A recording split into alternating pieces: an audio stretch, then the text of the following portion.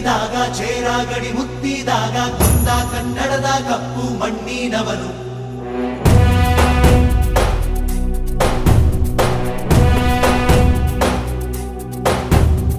ವಜ್ರ ಬಲ್ಲಾಳರಾಯ ಸೋಗೆ ಬಲ್ಲಾಳರಾಯ ಕತ್ತಿಗಲೆ ಬಿತ್ತಿ ಹೋದ ವಂಶಾದವನು.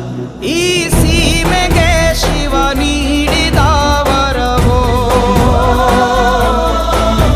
ಈ ಊರಿಗೆ ಇವಾಲದ ಮರವೋ,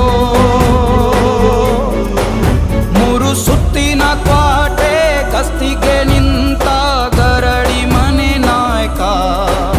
6,000 ದಂಡು ಬಂದರು ಬಿಡನು ಕಾವಲಿನ ಕಾಯಕ.